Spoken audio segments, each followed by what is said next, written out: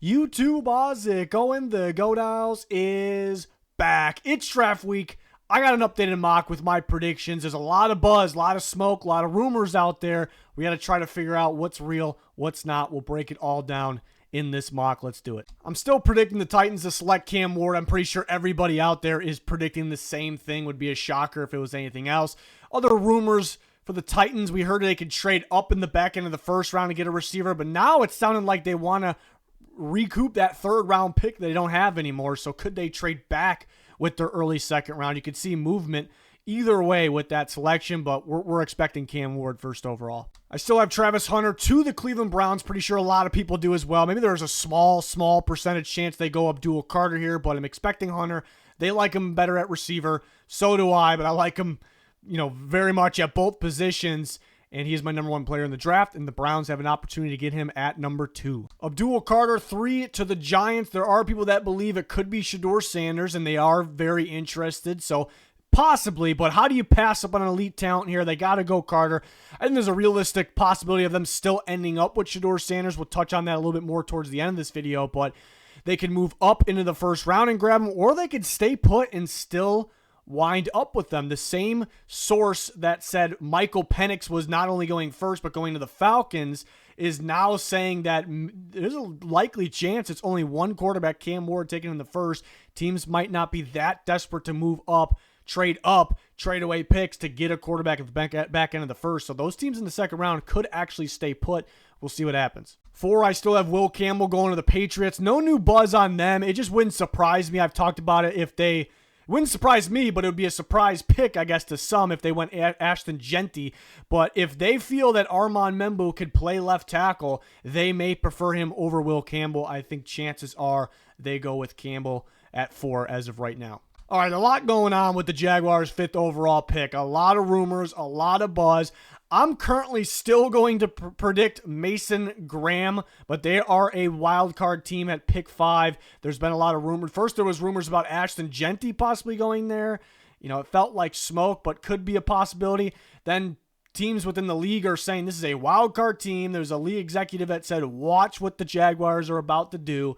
So it's like, are they going to take Jeanty? But then it's being reported by Schefter that they're looking to trade back. And they have plenty of draft picks. So that tells you, they don't want more draft picks. That's really not the reason. That they're targeting someone that they know they can move back and get more draft picks and still get. So is it some surprise player? Then Schefter's mentioning Tetaroa McMillan as an option because Liam Cohen really values receivers. He really values the passing game. Obviously, we saw that with Tampa. I know they were a strong rushing team led by Bucky Irving, but Liam Cohen, his only knock was kind of going away from the run game when it was working. And then they got 2 decent backs in Jacksonville. Ashton Jeanty is different. But for those reasons, I don't know if they go Ashton. I don't know if they go with a running back at pick 5 in Liam Cohen's offense. Maybe they're just sitting there saying he's too good. He's too talented to pass on. Maybe take some pressure off of Trevor Lawrence. Maybe they're worried about him not staying healthy. I'm really not, but maybe if that's the pick, we'll see. But I think a lot of this is smoke. Maybe they're trying to get a team to trade up so a certain player drops to them.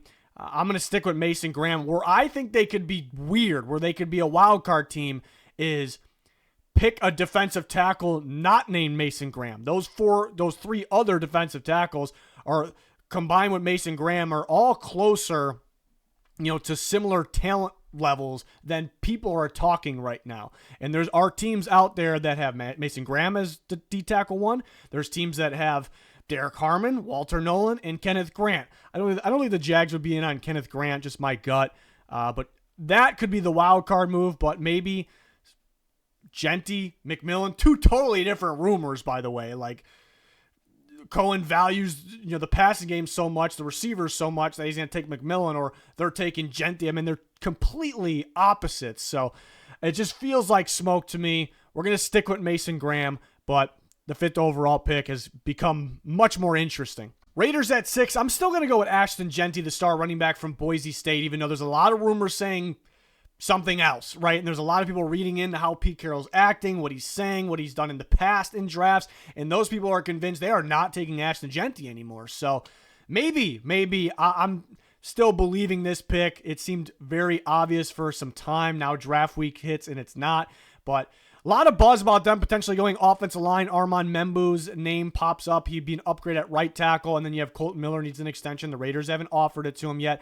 I'm not going to overreact to that. They have a lot of time. But even with Colton Miller, they could use another offensive lineman, so they could go Membu. How about Josh Simmons? He's, passing teams' physicals right now. He seems good to go. And this is a high-end offensive tackle. If he's healthy, you have the Chip Kelly connection too.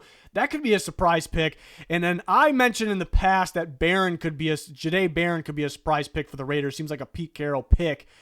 And, haven't heard anything about that, but I've heard he could go a lot earlier, the league is saying, compared to where people are mocking him. So I kind of put those things together. Is that something to watch? But I'm going to stick with Jeanty right now, but it's starting to get interesting at pick 6 as well. 7, I'm going to stick with Armand Membu to the Jets, but he can go earlier in this. We just talked about him possibly going to the Raiders. But if he's there, I don't know how the Jets can pass on a really, really solid right tackle here. But it sounds like they love 2 guys, Tyler Warren and Jahdae Barron, the corner from Texas. Warren, we've heard that for a while that they like him. Do they take a tight end over a potential star tackle, though, when that is a massive, massive need? And there's some talks about him possibly sliding to guard. So, the Jets could use him in either spot. I think they would use him at right tackle. Barron, I keep hearing he can go earlier than expected. I think Aaron Glenn and Steve Wilkes will love the way he attacks the ball underneath, the way he reacts and wants to tackle.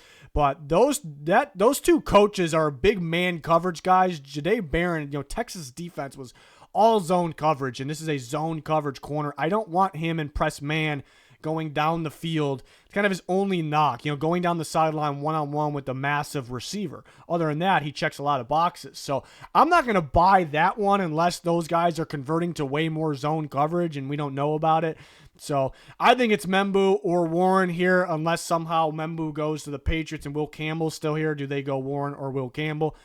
We will see, but I'm going to stick with the Missouri right tackle. Panthers at 8. Going to stick with Jalen Walker from Georgia, but the Panthers could be an interesting team, and Jalen Walker is an interesting prospect. But the Panthers, it's being reported, they want to trade back. So that tells me either they really feel like they need more picks, or they're targeting someone specific, and then they feel they can trade back and still get. Maybe it's a reach at 8. So if they can't trade back, there's not a lot of teams that want to trade up, so it might be because it's the type of draft it is.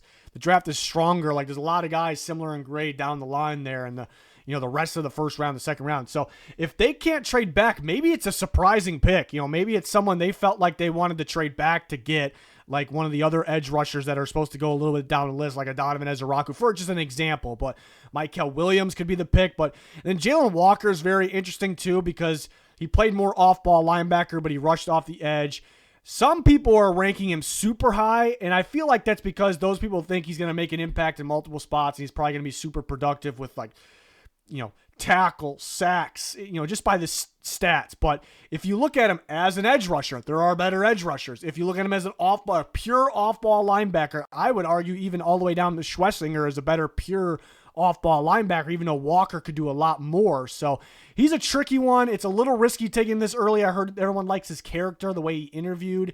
But at the end of the day, you are getting a defender that is making an impact all over the field. He's a good defender that's making an impact everywhere. So we'll see if the Panthers get what they want and they trade back. We'll see if they surprise and take that guy they were going to trade back for, and, at 8. If they can't trade back, a lot of hype with them and Walker right now, though. Maybe a little bit of a surprise here with the Saints taking Calvin Banks Jr., the Texas offensive lineman. Now, here's the thing with Banks right now.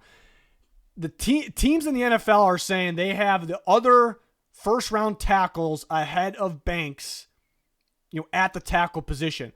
But it's being reported that there's one team out there, Daniel Jeremiah was hinting at this, a couple other sources. There's one team out there that is super high on Banks as a tackle. A lot of the other teams have him as a guard. They think kind of what I've been saying. Calvin Banks is really good at tackle. The other tackles just have something a little more wow, like a little bit more flashy to them that actually says first half of the first round pick. So, but there is a team out there that is super high on Banks as a tackle and then maybe as a guard as well. So much like myself, I think other people are kind of putting that together. They're saying maybe it's the Saints, maybe it's the Bears. Heard a lot of Bears, maybe the Dolphins. I look at those 3 teams. Maybe the Niners could be a little wild card early. But if he gets by whoever that team is, he can go a lot later. So could a team later in the first. So could a team trade back to get him? But again, there's some teams that rave about him as a guard. Could the Saints put him at, take him, put him at left guard? Or could they put him at tackle, pair him with Fuaga for the future? It's a possibility as well. Kellen Moore is really going to value offensive line. So we're trying to figure out who is that team that loves Calvin Banks. And then I heard that teams are expecting, there were some teams that said, we expect the Saints to go edge rusher, and then there's other teams that are saying they're going to go offense or defensive line. So really thought about edge. There's a couple guys that kind of fit the Saints front office, the type that they look for with the physical and then athletic traits. The physical traits with Shamar Stewart and Michael Williams, were the athletic traits with Shamar Stewart. So those two guys make sense as well in terms of what they look for. And I just keep hearing they like Jaxson Dart, which, I was linking to, them to him for a bit. And I heard Shuck as well. We'll touch on that, the Saints quarterback situation, a little bit later in this video, actually.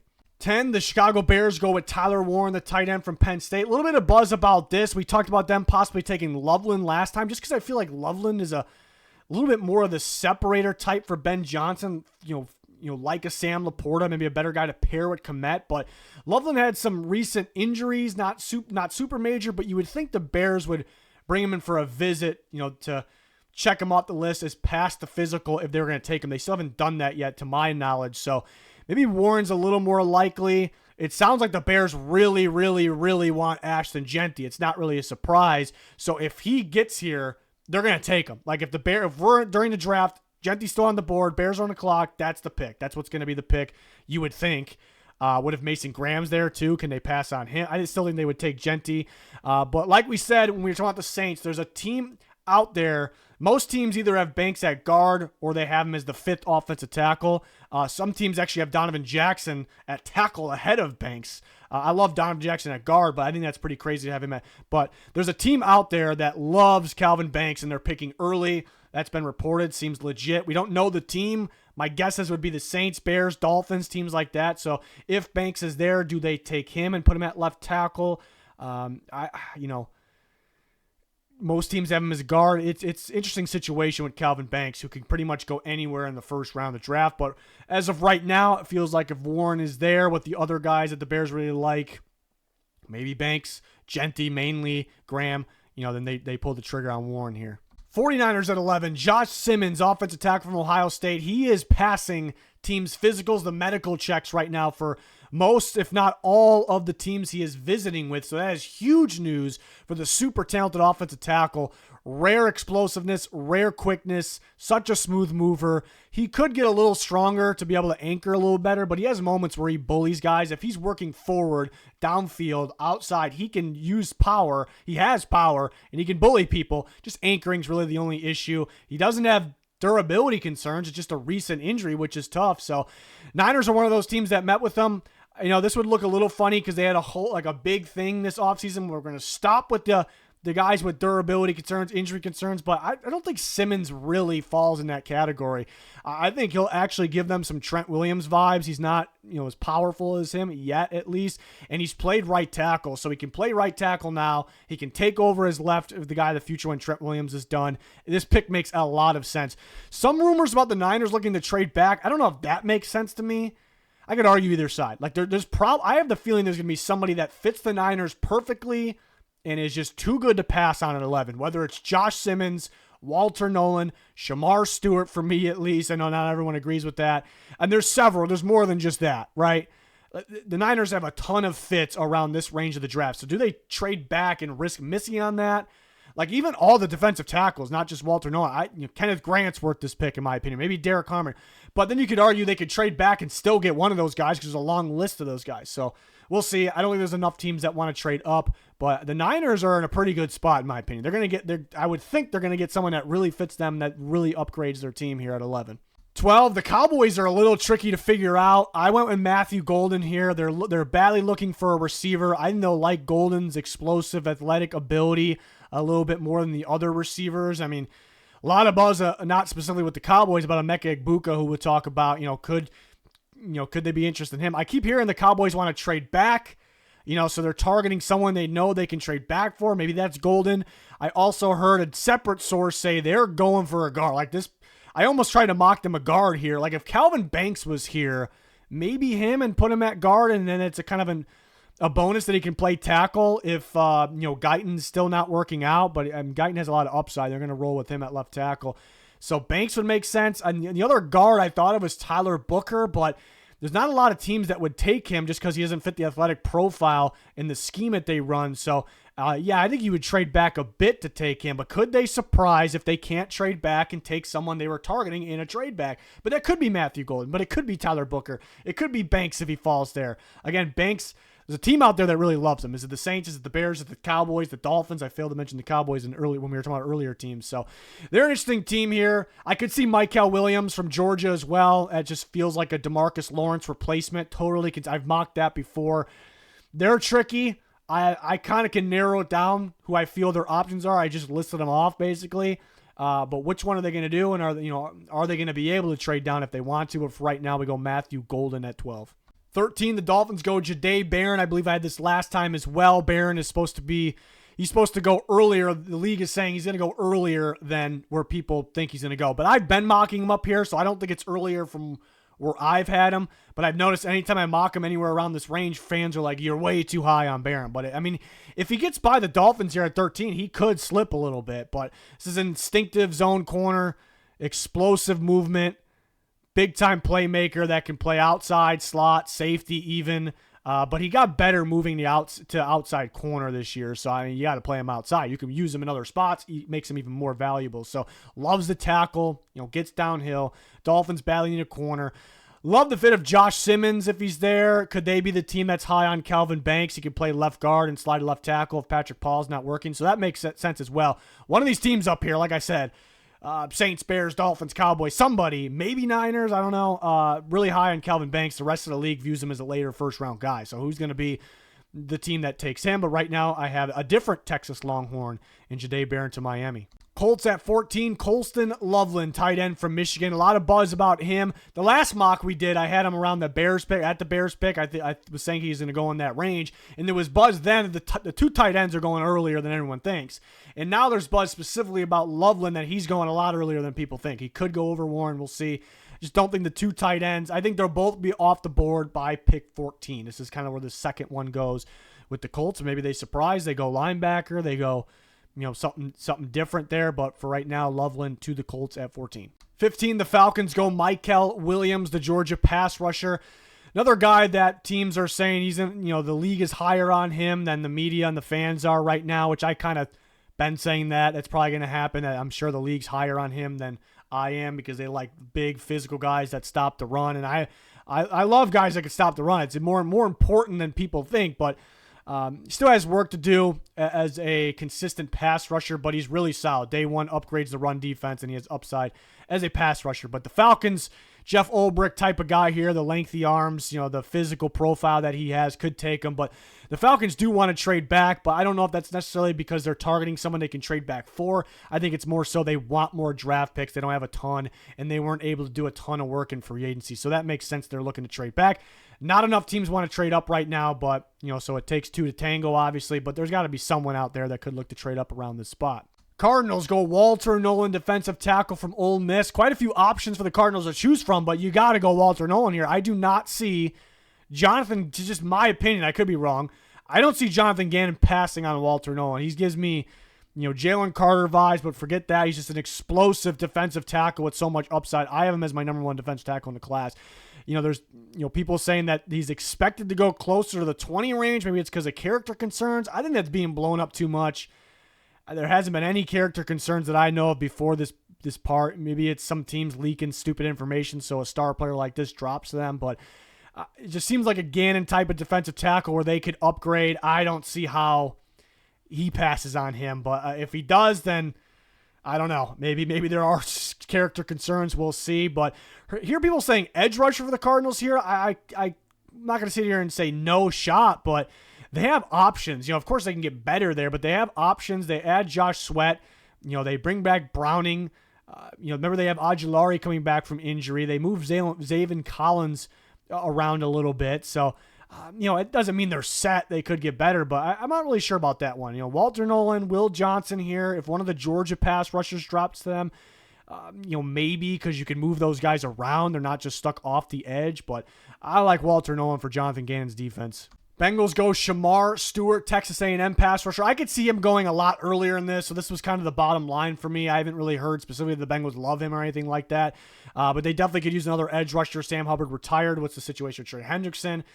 So they'll like the physical and athletic traits from Stewart. Again, a guy that can go a lot earlier. Too good to pass on. I know fans will disagree. It seems like fans hate Shamar Stewart. Nobody wants him. Maybe he won't be super productive right away, but he's got a bright future. He's got a lot of upside. I think going and play with Trey Hendrickson, hopefully Trey Hendrickson, I think would be great. Bengals, I haven't heard anything about them trading back, but I could see it. Definitely a team that, wants to add more picks to build this roster for the rest of the, because they're not going to be able to pay that many more guys the amount of money they're dishing out to other players. So getting more picks could make sense, but definitely could see them staying put and grabbing a pass rusher, maybe like a Stewart. Seahawks at 18 select Gray Zabel, offensive lineman from North Dakota State. It does seem a little bit early here, even though he could go in the first round. So, maybe Seahawks fans are going, well, perfect world here. We trade back and take him. Well, the Seahawks are a team that's being reported they want to trade back. They have a ton of picks, so it's not like they're desperate to go get more picks. To me, when that happens, it's it sounds like it's a team that is targeting someone specific that they know they can move back and get. Not a lot of teams are looking to trade up, so can they find a trade partner so then they could end up making kind of a surprise pick for who they kind of wanted in a trade back. And the Seahawks I feel like they're one of those teams that are known to make an interesting pick. Not that Zabel's that interesting. It's obviously a fit. I didn't like him. I like Donovan Jackson a little bit more. Some teams like him more at tackle. I like him more at guard. But Zabel, how athletic he is, how versatile he is, could play guard or center, for them. Could go out the tackle if they need him to. Seems like a good fit in Kubiak's offense. So they could try to trade back and get him. But in this case, they can't find a partner. They make that selection there. Buccaneers select Will Johnson, Michigan corner, who sounds to be sliding a little bit. I don't see him getting by the Bucs. I think a really good fit with his zone coverage instincts and Todd Bowles' defense. Ton of zone coverage in that defense. They run more cover three specifically than anyone, so they can use Will Johnson's instincts, his eyes in that coverage. He's dropping because he's a little on the slower side, coming off an injury. Apparently in his practice 40-yard dash runs, he was high 4.5s, which is a problem if you're a corner, but he's so damn talented, so instinctive.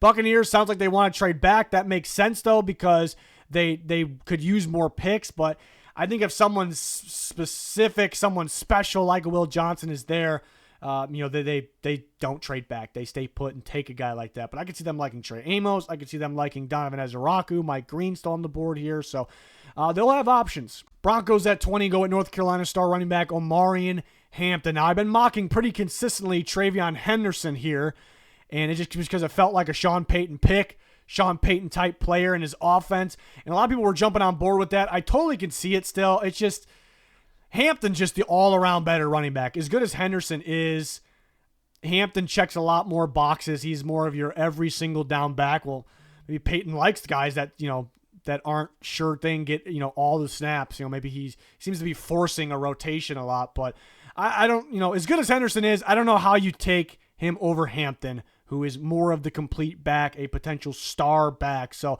I'm just going to go with Payton doesn't pass on the best player available that also happens to be a running back. Rumors that they want to trade up, and then I have Henderson question mark. Those don't go together. They're not going to trade up for Henderson, I don't think. Do they trade up for Hampton? People are guessing Jeanty, but it's actually coming out that it is Colston Loveland who they're in love with.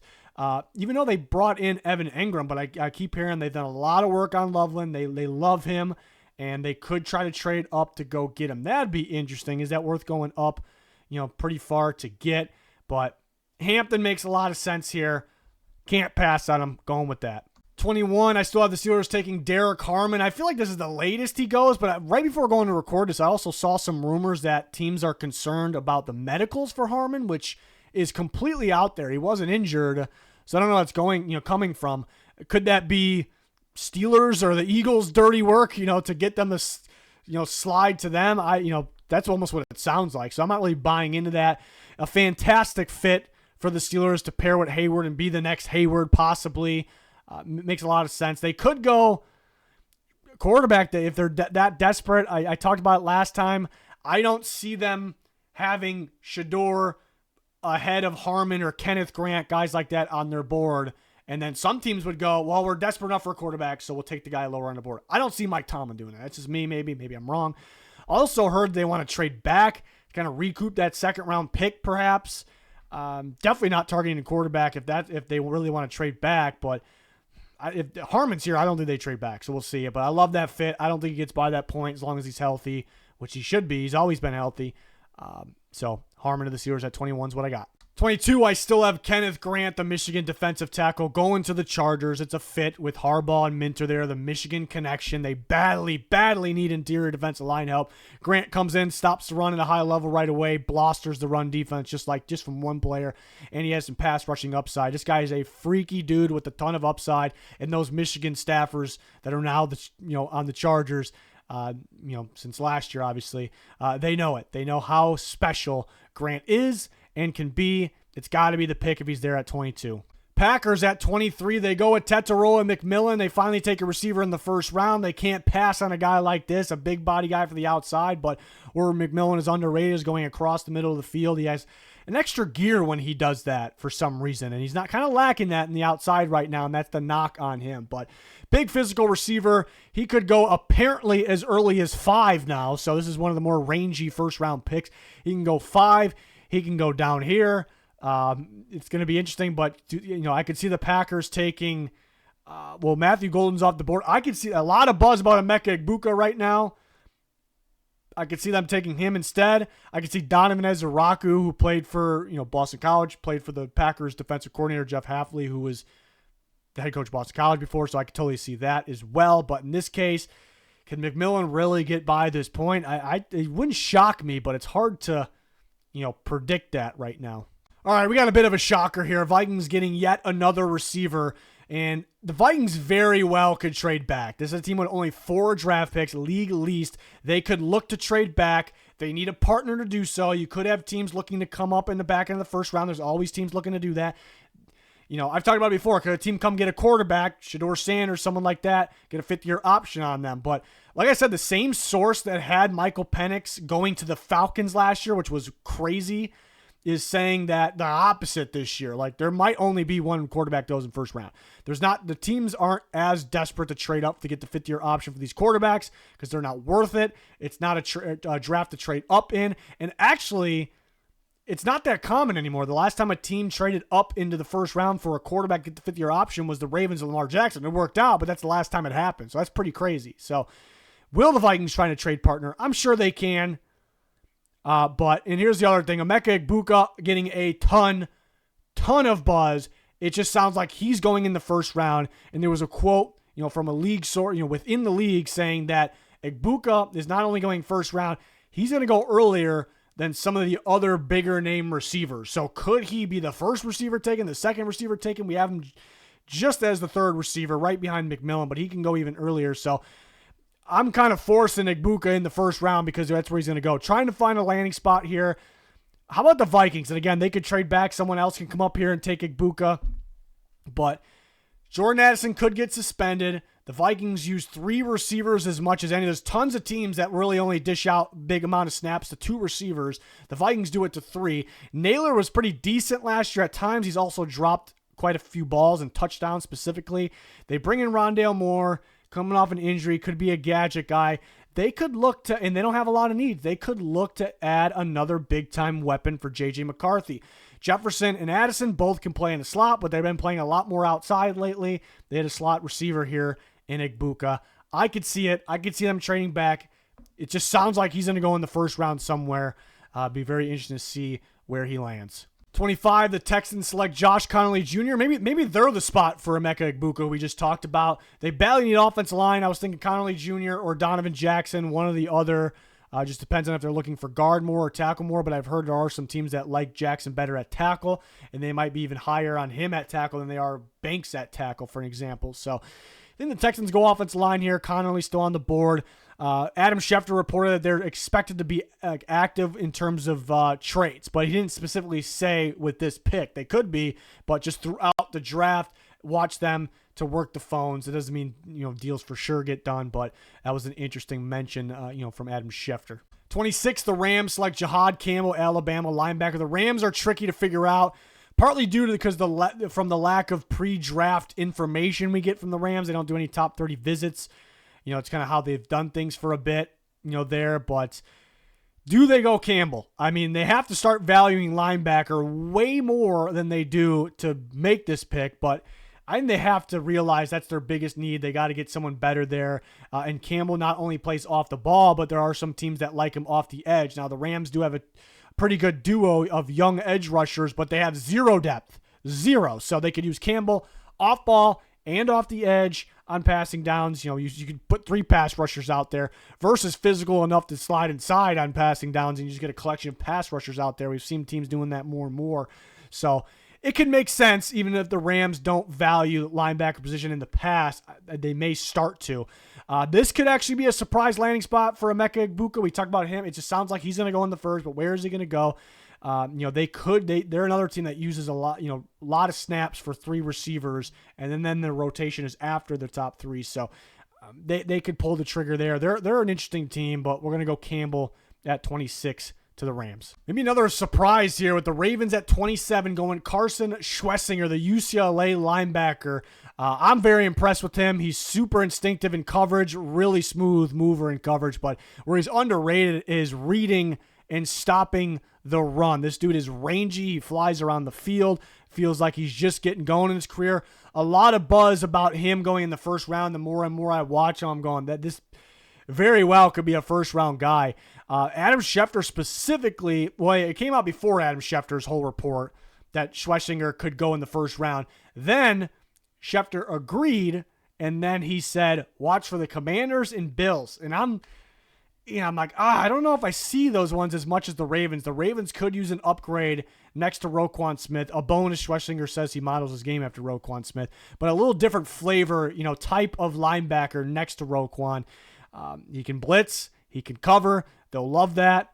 So I think the Ravens can be a wild card team and pick the UCLA linebacker at 27. 28, the Lions select Mike Green, the Marshall pass rusher. He has potential to go a lot earlier in this. He's super skilled, has different ways to win. He has plays after plays where he's just constantly in the quarterback's face. He's super athletic. He's pretty decent stopping the run. He is undersized, and there's times where it really shows. And then there were concerns about something off the field that happened when he was at Virginia. So he could go early. He can go around this range. We'll see. But I think the Lions will like him as a fit. Maybe just too talented to pass at 28. Some rumors about the Lions going O-line, and that really maybe not a surprise to some people because some people have been talking about guard for them. But I actually heard, probably smoke, but I don't know for what reason. I actually heard they could look for a tackle. Again, they got a star tackle duo. I guess Decker, even though he's got a lengthy contract, is he going to be around forever? Maybe they're thinking. Maybe they're looking for one of those tackles that end up playing guard. That's the only thing I can think of there. But they're going to be desperate for an edge rusher. They don't have too many other huge needs. So if Mike Green's there, it makes sense. I would like James Pierce too, who should be off the board well before this point, but sounds like he's sliding due to attitude concerns, so we'll see what happens there. Commanders, I'm going to go Travion Henderson. Yes, the Commanders need defense, maybe edge rusher specifically more than anything else on offense, but they're trying to build a super explosive offense, so why stop? Henderson be a really solid fit. I'm fine with him in the second round, but it just seems like a good fit for Kingsbury's offense, and it's something that they would probably like down here. So I could see it. I thought about some of the pass rushers that are available.